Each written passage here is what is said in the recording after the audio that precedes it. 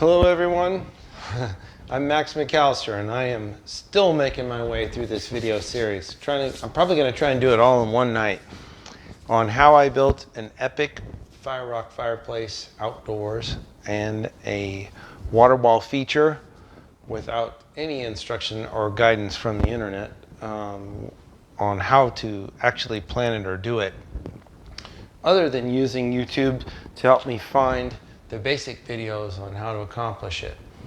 So on my Waterwall feature, which we're back to, we kind of bounce between Fireplace and Waterwall as construction limits and requirements kind of prescribe. Now what I wanted to accomplish with the Waterwall is, so there's a water feature and Waterwall. A lot of water features, the water pours out and just makes a big splashing puddle in the bottom of it and that kind of thing. Water walls, the idea is that the water trickles down the wall and makes sound and is kind of a pleasurable diversion for the owners of the water wall. Now, so we were going for water wall. Now to do this, I wanted to have a very, very coarse stone on the wall. And so I went to a tile store and researched this. And while this is called tile, it is very, very heavy, thick, coarse cut, ragged, jagged stone. So each one of the pieces is kind of hard to figure out from the photo. But let's say this little tab over here is 2 inches. There was 2 feet. So that would be 2 feet and there'd be 2 inches of tab. So that's the way you had to do it. But each of these pieces was over 20 pounds. So to get it started, I had to place cap blocks here and create a level line. This was very, very difficult, very, very frustrating. The reason I went to this trouble was I wanted to take this pond armor coating, which is waterproof, down below the water line. I wanted my stone attached to it, stonework attached to it. And I wanted to come back, and once I cleaned this whole basin out, I wanted to apply the very last coat of what's called pool plaster. I only found this through a company in Georgia that sells pool plaster. They were very helpful. I'll be able to supply their name down below in the comments section if you're interested. And that was where I found a lot of help. And they told me about pool plaster, which is for swimming pools. It's an extremely dense plaster, and that's what makes the whole program watertight. And the guy that ran that company told me about how to seal the drain, which is a big deal. You had to leave a 1/4 inch channel around your drain, and in between the pond plaster, pool plaster, and then you filled that with a very special caulk that's available. That I'll explain later. I can put the name again down in the comments. Special stuff. You gotta buy it. It's like $15 for a tube and you're only gonna use 1 inch of it. But that's what you gotta do so you seal your water feature.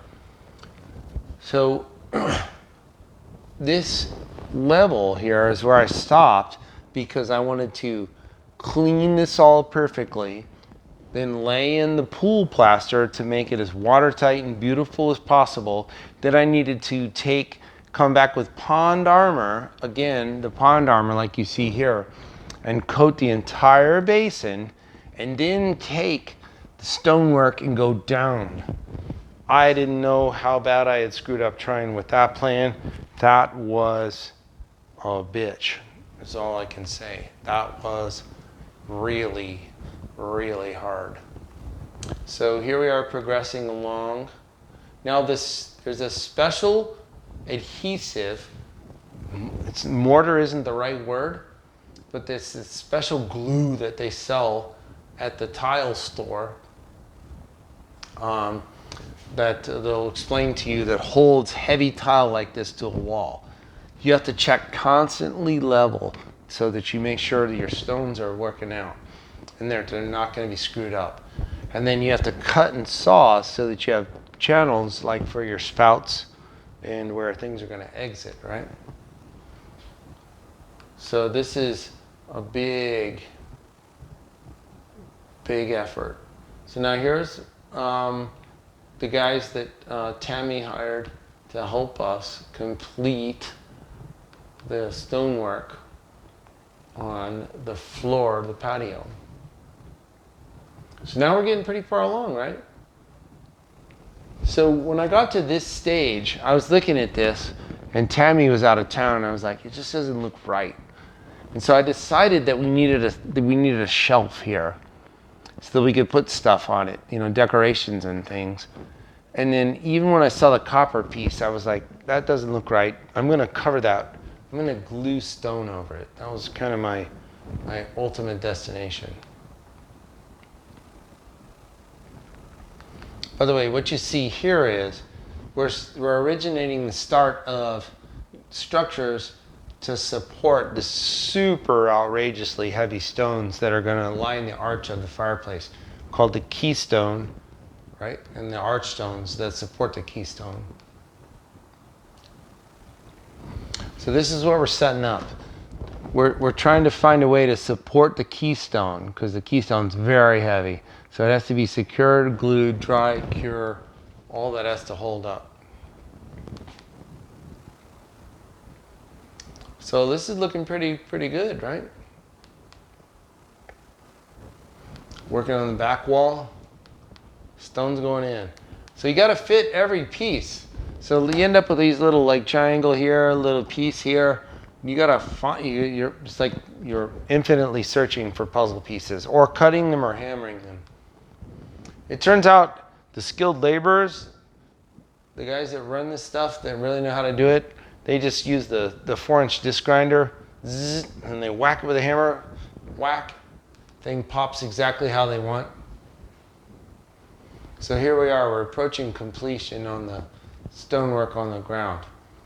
Now, the way I got the keystone and the other pieces to be absolutely secure was I used a piece of 5/8 inch rebar dowel, and I drilled into the fireplace and drilled into the stones.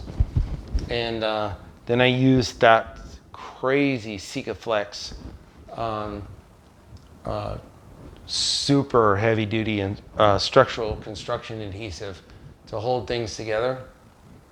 But here's what some of that might look like. This is a Bosch hammer drill. And you can see it barely makes dust. That's a $85 drill bit in a $250 drill.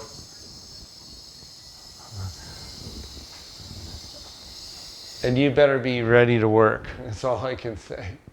So now, one of the workers that was helping me, we were talking about putting a stone sun above the fireplace. We wanted a sun and a moon over the water feature, kind of in a Buddhist or a yogic fashion. And so he was working on a sun, but he didn't get finished.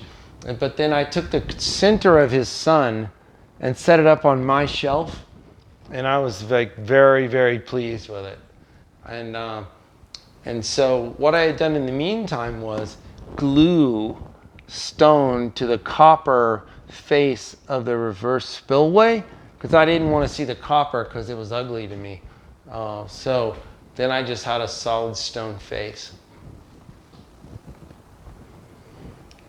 Now, this is where artwork gets involved. And I'll talk about the artwork here in another video. So I'm going to stop this one. If you like these videos, please subscribe. My name's Max. Please share with your friends, and don't forget to subscribe to my channel and share with your friends.